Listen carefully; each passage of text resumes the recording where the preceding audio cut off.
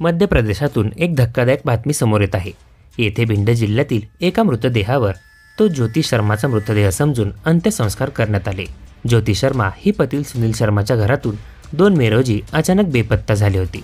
पण काही दिवसांनी असं काही सत्य समोर आलं की सर्वांनाच धक्का बसला। काय आहे नेमकं प्रकरण ते पाहण्यापूर्वी चॅनलला सबस्क्राईब करायला विसरू नका। आई वडील आणि पोलिसांच्या दबावामुळे पती सुनील शर्माने एका महिलेचा मृतदेह ताब्यात घेऊन तिच्यावर अंत्यसंस्कार केले। त्याने सगळ्या विधी देखील केल्या। ज्योतीच्या माहेरच्या लोकांनी आरोप केल्यानंतर पोलिसांनी सुनीलला मारहाण केल्याचं देखील समोर आलं। पण हा मृतदेह ज्योतीचाच आहे हे सत्य मानायला सुनील तयार नव्हता। सुनीलवर पत्नीच्या हत्येचा आरोप करण्यात आला। सुनीलने सांगितले की तो मृतदेह त्याच्या पत्नीचा नाहीये। नंतर दिवस सरत गेले आणि सुनील आणि त्याच्या कुटुंबियांवर पोलिसांचा दबाव वाढत गेला। अचानक एक दिवस सुनील पैसे काढण्यासाठी बँकेत पोहोचला तेव्हा त्याला समजले की ज्योतीच्या बँक खात्यातून 2700 रुपये काढण्यात आले आहेत। मध्य प्रदेशमध्ये लाडकी बहीण योजनेअंतर्गत मिळालेली रक्कम हे सेंटरवर अंगठ्याचा ठसा देऊन काढण्यात आली होती। याची माहिती मिळताच त्याने शोध घेतला की ही रक्कम कुठून काढण्यात आली। ही गोष्ट त्याने पोलिसांना सांगितली।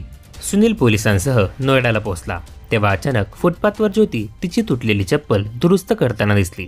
पोलिसांनी ज्योतीला न्यायालयात हजर केल्यानंतर तिच्या मामाच्या ताब्यात दिले। 53 दिवसांनी ज्योती जिवंत सापडली।